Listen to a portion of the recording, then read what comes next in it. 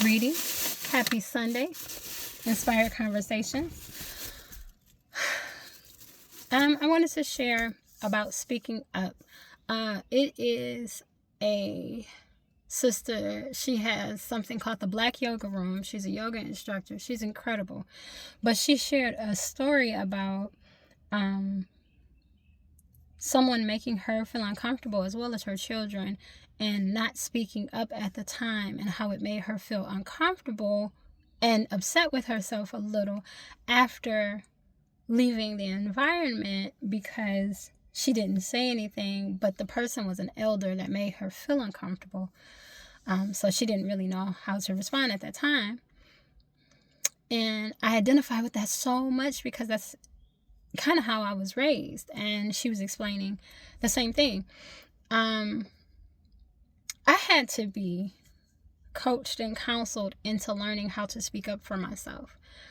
There are lucky ones of us who just automatically know how to speak up for yourself and what you should say and things like that. But for the rest of us, you need to learn how to speak up for yourself, and you need to be coached, and you need to practice it.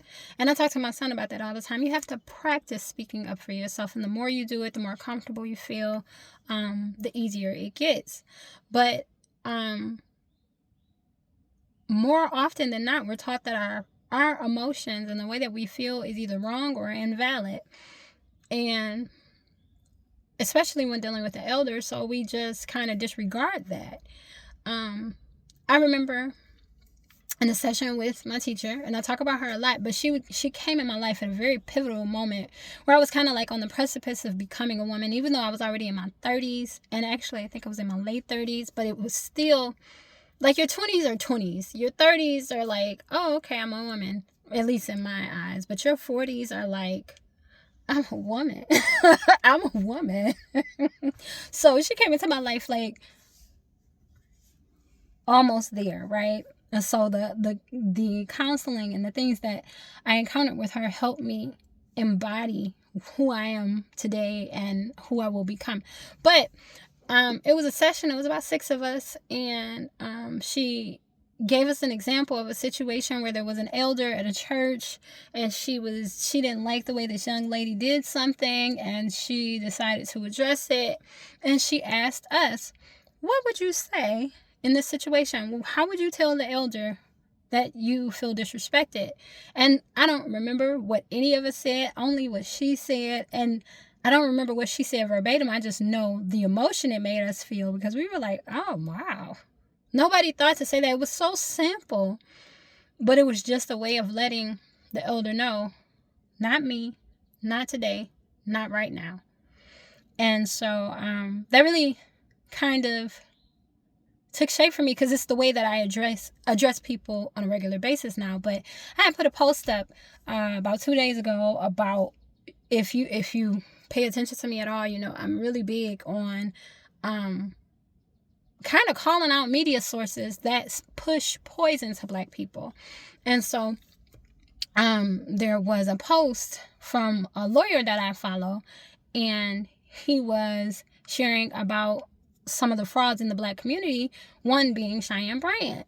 And an elder made a comment underneath, and he defended her, but the whole post really was more about the fraud being pushed by the media sources in the Black community, but that's not what he saw. He saw Cheyenne Bryant and decided to defend her. So I responded quickly, and I know he got offended. That wasn't my intention. My intention was to let you know, not me, not now, not today. And you get to that point where, if on the outside looking in, some people may think, oh, you're being disrespectful or something like that. But it's not that. It's learning how to speak up to yourself, for yourself, and learning how to cut it off. Like, okay, listen, no, you don't want to do that with me. I'm not a child. I am an adult, and you address me in a particular way, and I will address you in the same. But if you want to address me as an adult, then let me respond as an adult. But it takes practice. And for me, it's been many years of practice. But that spoke to me. And I know anybody who might have read my response to the elder was probably like, damn. But it's not that. It's This is what I've been taught to do. I've been taught that my feelings are valid. I've been taught that having the ability to speak for yourself and speak up in the manner that you see fit is necessary to let somebody know. Again, not me, not now, not today, and not even when it's an elder. So to her, if she were to ever see this, like, that all takes time and practice. It takes time, it takes practice, and for me, it took coaching and counseling and then practice, because prior to that, I went from not speaking up to going full-fledged, I hate everybody. And I mean, I literally went through a point where everything in my life was, I don't give a fuck. And I would just say that to everybody, I don't give a fuck. That's not the way to be. With anybody. But I just wanted to share that because that really hit home for me, and it spoke to, one, how much I've grown, and two, how much it took, how much practice it has taken for me to grow. And then, I'll get better at communicating it in a way sometimes that may not have to be as sharp, but when sharp is necessary, allow it to be necessary. Trust your feelings, trust your gut, and let people know who need to know, whether it's an elder or not. Speak up for yourself. Y'all be well. Stay well. Peace.